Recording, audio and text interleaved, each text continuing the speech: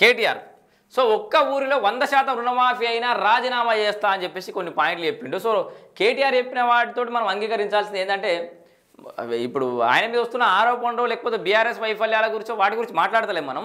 ఇక్కడ పర్టికులర్ ఈ రుణమాఫీ అంశం మీద మాట్లాడిన అంశాలు లెక్కలకు తీసుకుంటే కనుక ఒక్క ఊరిలో 100% రుణమాఫీ అయినా రాజీనామా చేస్తా అన్నాడు. 100% కాలే, ఈయన కెరికే ఆడ 100% కాలేదని ఈయనకు తెలుసు, మనకు తెలుసు, రేవంత్ రెడ్డి తెలుసు.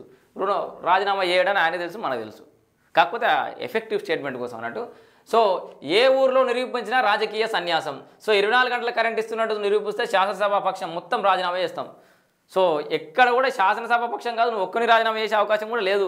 ఎందుకంటే నీకు 100% రుణమాఫీ కాలేదు, ఈ 24 గంటల కరెంటు వస్తలేదు. ఇది అందరూ తెలిసిన విషయమే, నీకు తెలిసిన ముచ్చటనే కాదు. సో అబద్ధాలు చెప్పడంలో రేవంత్ రెడ్డి దిట్ట. చారానా మాఫీతో మొత్తం అయినట్టు ఫోజులు. 550 కోట్లతో పత్రికల్లో ప్రకటనలు ఇచ్చి గప్పాలు. చూసిరా, 550 కోట్లు పత్రికా ప్రకటనలకు రుణమాఫీ అయిందని చెప్పి పత్రికా ప్రకటనలు ఇచ్చే బదులు ఆ 550 కోట్లలో ఎన్ని వందల వేల మంది రైతులకు రుణమాఫీ అవుతుండే రేవంత్ రెడ్డి సారు. ఎంత దారుణమా! వీళ్ళ రాజకీయ నాయకులందరికీ అర్థం కాని ముచ్చట ఏంటంటే పేపర్ ప్రకటనలు వస్తేనే ప్రచారం జరుగుతూనే ప్రచారం జరిగినట్టు అనుకుంటారు.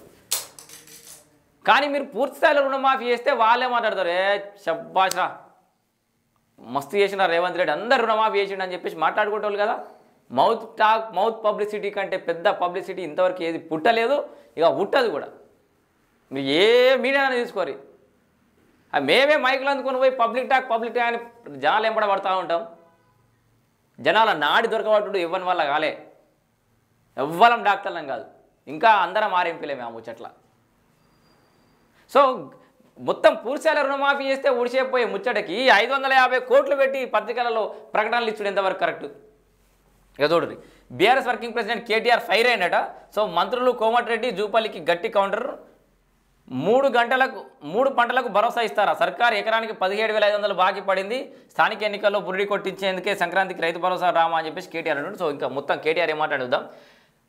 కాంగ్రెస్ మంత్రులు కూడా సీఎం రేవంత్ని అనుసరిస్తున్నారు. సో ఒకరేమో రుణమాఫీ మొత్తం అయ్యిందంటారు, మరొకరేమో కొంచెమే మిగిలిందంటారు, ఇంకొక ఆయన 70% చేసినామంటాడు. మనం ఇందాక చెప్పిన ముచ్చట్నే, ఇంకొక ఆయన 70% చేసినామంటాడు. వారి మాటలు చూస్తుంటే రేవంత్ రెడ్డి వారికి సరిగ్గా ట్రైనింగ్ ఇవ్వనట్టు తెలుస్తోంది. ఇప్పటికైనా తప్పుడు మాటలు కట్టిపెట్టి వాస్తవాలు చెప్పాలంటాడు కేటీఆర్. సో రాష్ట్రంలోని ఏ ఊరిలోనైనా 100% రుణమాఫీ అయినట్టు నిరూపిస్తే స్పీకర్ ఫార్మాట్లో రాజీనామా చేస్తానని చెప్పేసి కేటీఆర్ అంటుండు. So BRS working president KTR అంటుండు. ఎమ్మెల్యే కేటీఆర్ సవాల్ విసిరారు. కొండారెడ్డిపల్లి, కొడంగల్, పాలేరు సహా ఎక్కడికి వెళ్ళినా రైతులు అడుగుదామని ఒక్క ఊరిలో అయినా 100% రుణమాఫీ అయినట్టు నిరూపిస్తే సవాల్ చేస్తున్నా. అసెంబ్లీ ఎన్నికల ముందు రుణాలు తెచ్చుకోండి. డిసెంబర్ 9న రుణమాఫీపై తొలి సంతకం చేస్తా అన్నారు. ఏ ఒక్క ఊరిలో కూడా కాలేదంటుండు. సో 100% రుణమాఫీ కాలేదని సర్కారును కడిగి పారేశారు. శనివారం రైతు భరోసాపై అసెంబ్లీలో స్వల్పకాలిక చర్చ సందర్భంగా మంత్రులు మధ్య మాటల యుద్ధమే జరిగిందట. సో పరస్పరం రాజీనామా సవాలతో అసెంబ్లీ హీటెక్కింది. ముందు కేటీఆర్ మాట్లాడుతుండగా కోమటిరెడ్డి వెంకటరెడ్డి కల్పించుకున్నారు. దీంతో ఆయనకు కేటీఆర్ ఘాటుగా బదులిచ్చారు. సో ఈ పోటాపోటీ ఘాటు విమర్శలే చెప్తే ఇక్కడ జనాలకు రైతులకు పనికొచ్చే ముచ్చట అయితే ఏం జరగలేదన్నట్టు. 24 గంటల కరెంటుపై మంత్రి కోమటిరెడ్డి వెంకటరెడ్డి వాదనను కేటీఆర్ తిప్పికొట్టారు. ఈరోజు ఏ పత్రిక చూసినా కాంగ్రెస్ ప్రకటనలే కనబడుతున్నాయి. దాంట్లో 24 గంటల కరెంట్ ఇస్తున్నట్టు ప్రకటనలు ఇచ్చుకుంటున్నారు. 24 గంటల విద్యుత్ ఇస్తున్నారన్నది అవాస్తవం. కావాలంటే సభా వాయిదా వేసి అందరం నల్గొండకు పోదాం. ఈరోజు ఒక్క లాగ్ బుక్లో అయినా 24 గంటల కరెంట్ ఇస్తున్నట్టు చూపిస్తే బీఆర్ఎస్ శాసనసభ పక్షం మొత్తం రాజీనామా చేస్తామన్నారు. సో ఏవైతే లాగ్ బుక్లు పట్టుకొని కోమటిరెడ్డి రాజగోపాల్ రెడ్డి, కోమటిరెడ్డి వెంకటరెడ్డి అప్పట్లో పెద్ద నానా రచ చేసిరో గదే లాగ్ బుక్లో ముచ్చట మళ్ళీ తెర మీదకి వచ్చింది. మొత్తం లాగ్ బుక్లు చూద్దాం, 24 గంటల కరెంట్ ఇస్తున్నట్టు చూపిస్తే మొత్తం బీఆర్ఎస్ శాసనసభ పక్షం మొత్తం రాజీనామా చేస్తామంటుండు. కోమటిరెడ్డికి కేటీఆర్ సవాల్ విసిరారు. గతంలో 24 గంటల విద్యుత్ ఇవ్వలేదని కోమటిరెడ్డి సభను తప్పుదో పట్టించడం సరికాదు. బీఆర్ఎస్ పాలనలో 24 గంటల్లో సగటున 19.2 గంటల విద్యుత్ ఇచ్చినట్టు డిప్యూటీ సీఎం బెట్టి విక్రమార్కనే చెప్పారు. ఈ విషయాన్ని ఆయనే అడగండి అంటూ కాంగ్రెస్ సభ్యులకు సూచించారు.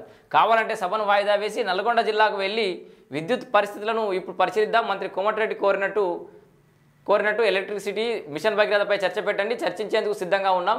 నల్గొండ జిల్లా అభివృద్ధిపై కూడా చర్చించేందుకు సిద్ధంగా ఉన్నాం అని కేటీఆర్ స్పష్టం చేశారు. మరో 10 రోజుల పాటు సమావేశాలు పొడిగించాలని స్పీకర్ కోరిండు. సో అది వేరే అంశం. సో అట్లా ఈ సమావేశాలు పొడిగించడం వెనుక కూడా వేరే రాజకీయ కోణం ఉంది. నేను దాన్ని ఇప్పుడు ఇక్కడ ప్రస్తావించదలుచుకోలేదు.